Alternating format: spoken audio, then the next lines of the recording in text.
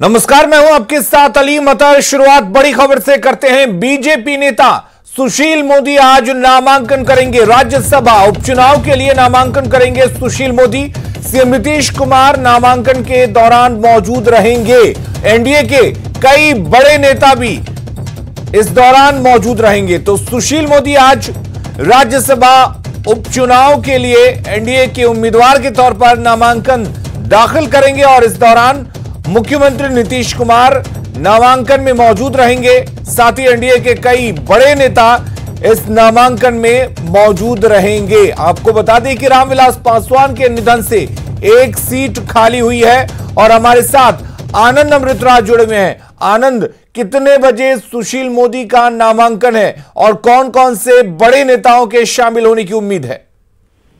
देखिए अली, में 12:30 बजे बतौर एनडीए प्रत्याशी अपना नामांकन दाखिल करेंगे सुशील मोदी और इस मौके पर नीतीश कुमार सहित बीजेपी के जो तमाम बड़े नेता हैं वो भी मौजूद रहेंगे और जो सहयोगी पार्टी है हम और वीआईपी, उनके भी जो अध्यक्ष हैं जीतन राम मांझी और मुकेश सहनी, वो भी मौजूद रहेंगे। और जाहिर सी बात है, उम्मीद यही जताई जा रही है कि राज्यसभा चुनाव के लिए जो नामांकन होगा सुशील मोदी करेंगे, वो निर्विरोध चुनाव जीत सकते हैं।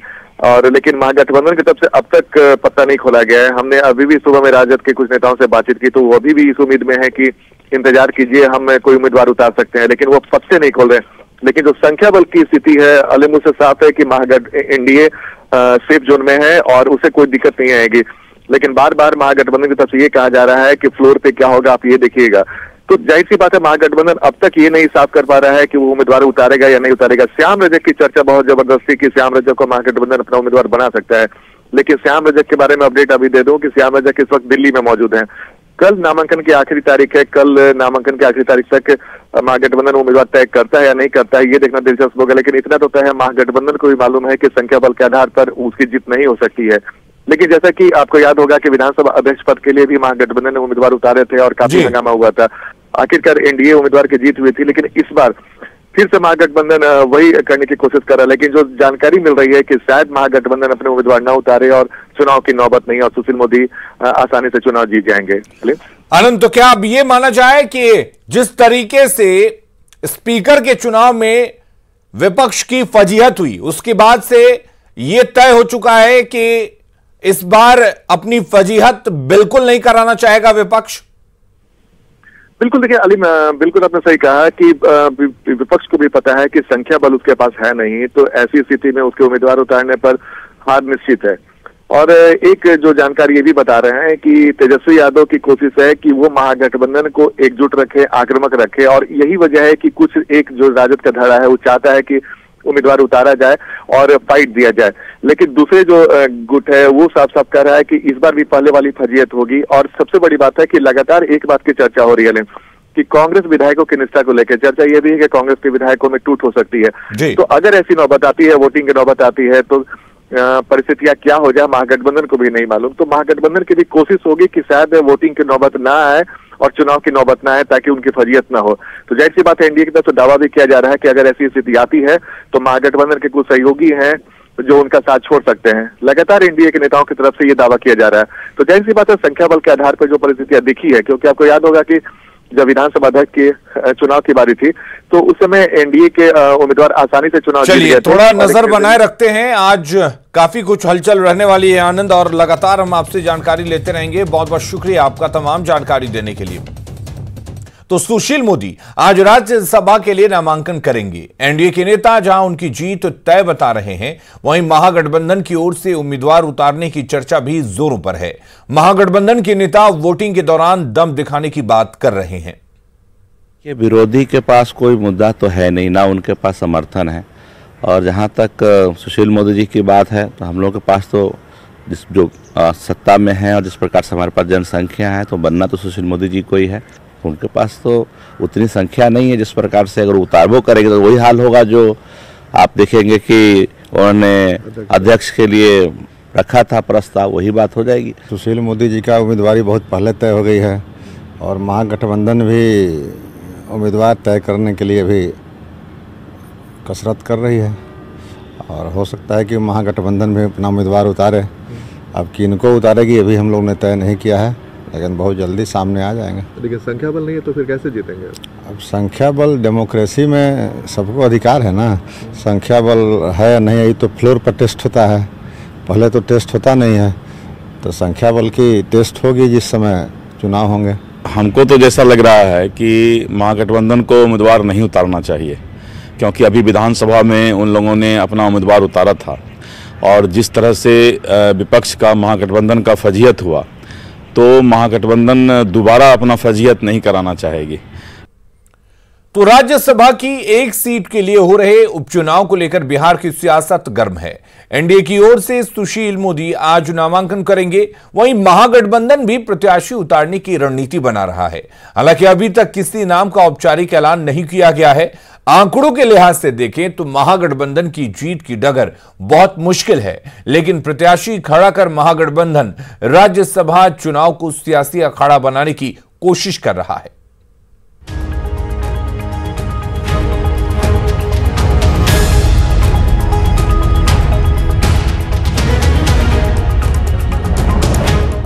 विधानसभा के चुनावी दंगल में मात खाने के बाद भी स्पीकर के चुनाव में सियासी परंपरा को दरकिनार करते हुए महागठबंधन ने एनडीए के सामने चुनौती खड़ी की, लेकिन इसमें भी उसे निराशा हाथ लगी।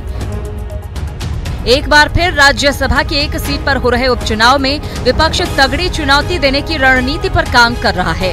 एनडीए ने सुशील मोदी को मैदान में उतारा है। माना जा रहा है कि आरजेडी राज्यसभा की रेस में भी प्रत्याशी उतार सकता है।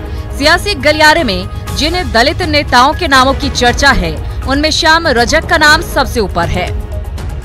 संख्या बल तो आप लोग के पास है नहीं, तो फिर कैसे लड़ेंगे? संख्या बल तो है, समय आ जाएगा बता देंगे।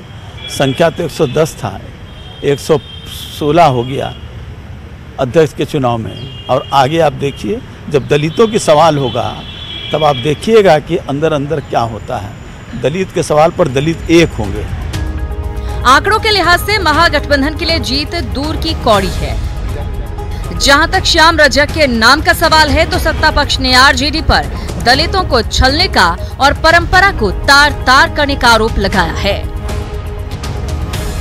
जिस तरीके से सामान्य राज्यसभा के चुनाव में अपने परिवार के लोगों को उतारने का काम करते हैं, और उसी तरीके से इस चुनाव में भी अपने परिवार के ही सदस्य को उतारे तो ज़्यादा बेहतर होगा। खास करके जो उनका पॉलिटिक्स चल रहा है कि दलितों को अपमानित करने के लिए, उनको खड़ा करा के उनको चुनाव हराने के लिए यह एक साजिश है। दलितों की सस्ती लोकप्रियता लेने के लिए यह काम वो कर रहे हैं, जो ठीक नहीं है। जो जब उनका राज्यसभा का चुनाव होगा उस वक्त में किसी दलित को भेजने का काम करे, ये हम आशा उनसे करेंगे। जो नेता प्रतिपक्ष हैं वह राजनीतिक मर्यादाओं को हर तरीके से तार-तार करने पे लगे हुए, परंपराओं को तार-तार करने पे लगे हुए। तो यह भी जो बात हो रही है, परंपराओं को तोड़ने की ही बात हो रही है। सीटों के समीकरण को समझें तो अगर विपक्ष की ओर से प्रत्याशी खड़ा किया भी जाता है तो 243 सदस्यीय विधानसभा में जीत उसी की होगी जिसे पहली वरीयता में कम से कम 122 वोट मिलेंगे। ऐसे में महागठबंधन की जीत दूर की कौड़ी है। न्यूज़ 18 के लिए पटना से आनंद अमृतराज की रिपोर्ट।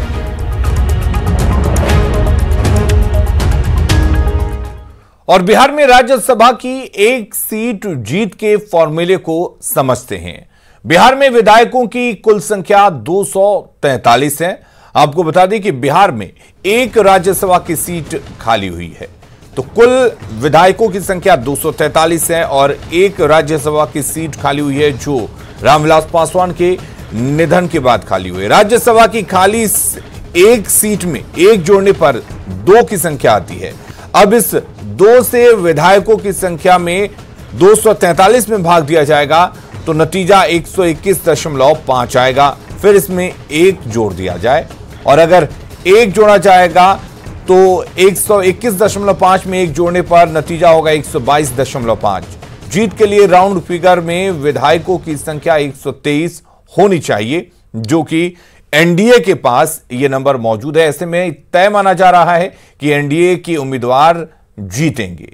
और आंकड़ों के हिसाब से सुशील मोदी की जीत पक्की मानी जा रही है, क्योंकि विधानसभा में एनडीए के पास 125 की संख्या है, जिसमें बीजेपी 74, जेडीयू 43, हम के पास और वीआईपी के पास 4 सदस्य हैं। और वहीं महागठबंधन के सदस्यों की संख्या सदन में 110 ही है, जिसमें आरजेडी के पास 75, कांग्रेस के पास 19, सीपीआईएमएल के पास 12, सीपीआई के पास 2, सीपीआईएम के पास 2 सदस्यों की संख्या है।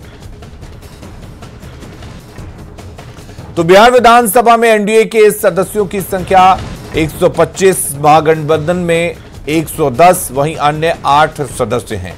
कुल आंकड़ों के हिसाब से सुशील मोदी की जीत तय मानी जा रही है।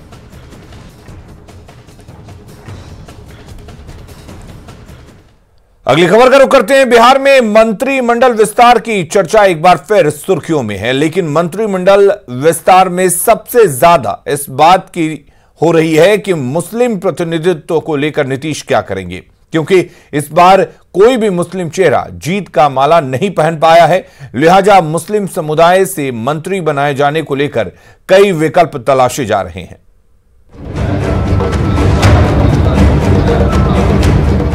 16 नवंबर को बिहार की नई सरकार में 15 मंत्रियों ने शपथ ग्रहण किया था।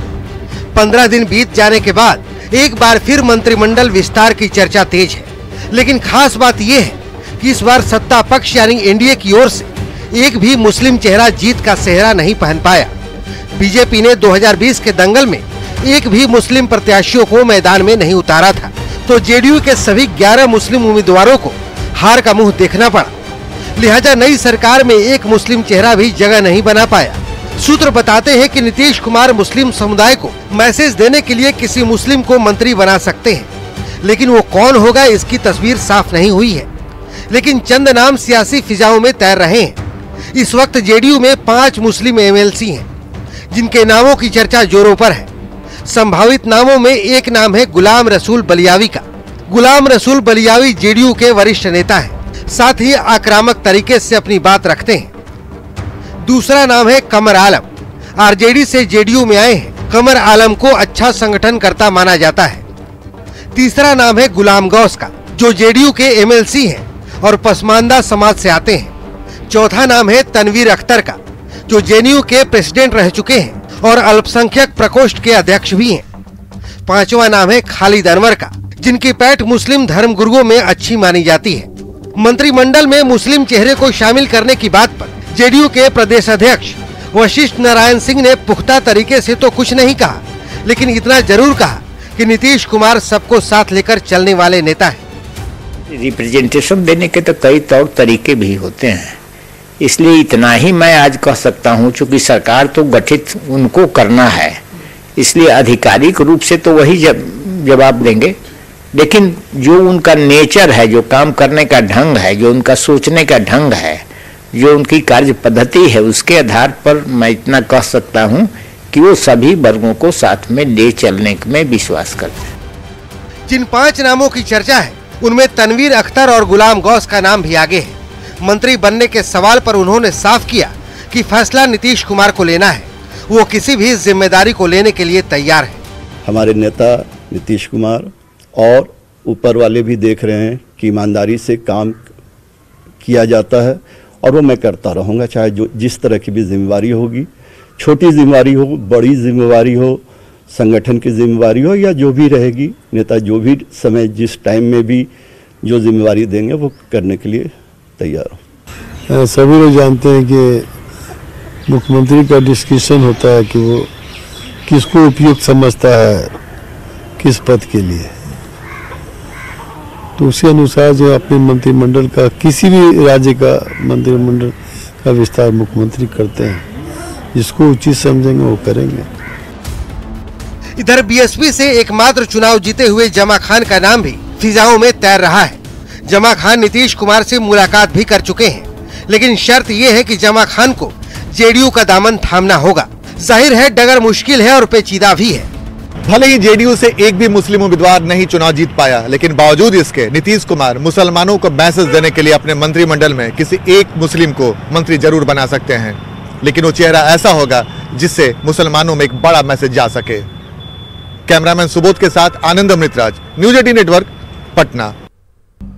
अंतर्राष्ट्रीय पर्यटन स्थल राजगीर में जल्द जू सफारी शुरू होगा, साथ ही नया रोपवे भी जल्द चालू होगा। सरकार बनने के बाद पहली बार नालंदा पहुंचे मुख्यमंत्री नीतीश कुमार ने राजगीर में चल रहे विकास कार्यों का जायजा लिया।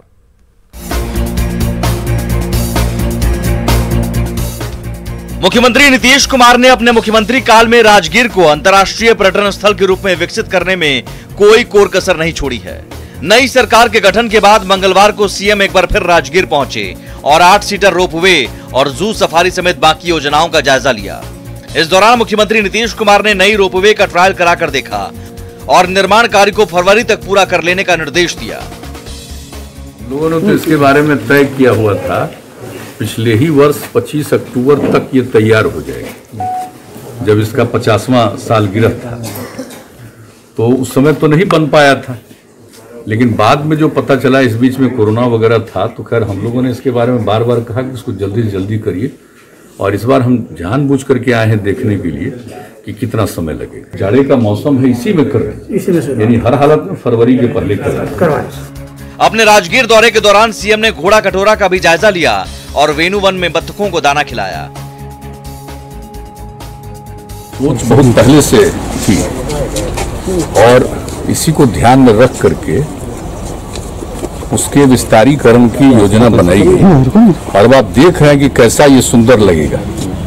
तो चूंकि काम जारी है तो हम इस पर देखने के लिए चले आए, क्योंकि अनेकों बार हमने इसको देखा है और जो भी सलाह देना था हमने दिया था, और इस बीच में जो पूरा का पूरा काम हो रहा है बहुत अच्छा है। दरअसल राजगीर को अंतर्राष्ट्रीय पर्यटन स्थल के रूप में विकसित करना सीएम का ड्रीम प्रोजेक्ट है और इसके लिए राजगीर में राज्य सरकार की तरफ से कई महत्वपूर्ण निर्माण कार्य चल रहे हैं, जिनका निरीक्षण नीतीश कुमार खुद समय समय पर करते रहते हैं। न्यूज 18 के लिए नालंदा से अभिषेक के साथ आनंद अमृतराज की रिपोर्ट। और अगली खबर सहरसा से है, जहां जूनियर इंजीनियर मुकेश कुमार के अपहरण मामले में नया खुलासा हुआ है। पुलिस ने फिरौती के 5 लाख रुपए के साथ ही 3 अपहरणकर्ताओं को गिरफ्तार कर लिया है। एसपी ने बताया कि सबसे पहले अपहरण कांड के लाइजनर भरत यादव को गिरफ्तार किया गया, जिसकी निशानदेही पर छापेमारी चल रही थी कि अपराधियों ने इंजीनियर के परिजनों से फिरौती लेकर उसे छोड़ दिया, लेकिन पुलिस की एसआईटी टीम लगातार इस पर काम कर रही थी और आखिरकार फिरौती के 5 लाख रुपए के साथ रणधीर यादव, विकास यादव नाम के 2 अन्य अपराधियों को गिरफ्तार कर लिया गया और उनके पास से हथियार और कारतूस भी बरामद किए गए। अपहरण के लिए उपयोग में लाई गई गाड़ी भी जब्त कर ली गई है। निशानदेही के आधार पर इसमें 2 अभियुक्त गिरफ्तार किए गए और जिसमें एक का नाम रणधीर यादव है, दूसरे का नाम विकास यादव है। इन दोनों के घर को सर्च करने पर इन दोनों की निशानदेही से 5 लाख रुपए जब्त किए गए, जो फिरौती की राशि थी। इसके अतिरिक्त इन दोनों के पास से 2 अवैध हथियार और 2 जिंदा कारतूस भी बरामद किए गए।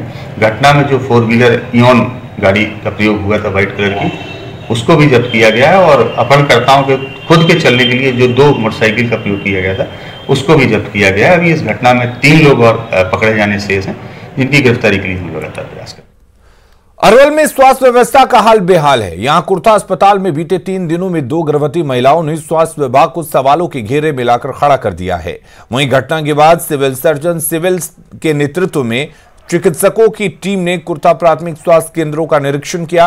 पीड़ित परिजनों की माने तो यहां ड्यूटी पर तैनात डॉक्टर प्रमोद पासवान से वे लगातार गुहार लगाते थे, लेकिन शराब के नशे में धुत डॉक्टर प्रमोद पासवान परिजनों की एक न सुने और इलाज के अभाव में गर्भवती की मौत हो गई।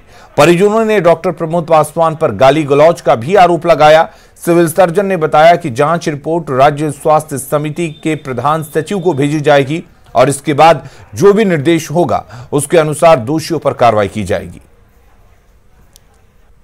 2 मौतें हो गई हैं, गंभीर विषय है। एक 20 तारीख को, एक 23 तारीख को होना नहीं चाहिए इस तरह का इतना शॉर्ट इंटरवल पर 2 मौतें हो जाना बहुत गंभीर बात है और हम लोग इसकी जांच कर रहे हैं। इसकी रिपोर्ट आगे तक भेजी जाएगी हेल्थ डिपार्टमेंट को भी और डीएम सर को भी, और जो भी इस पर एक्शन होना होगा वो निश्चित रूप से होगा। खबरें लगातार जारी हैं, आप बने रहिए हमारे साथ।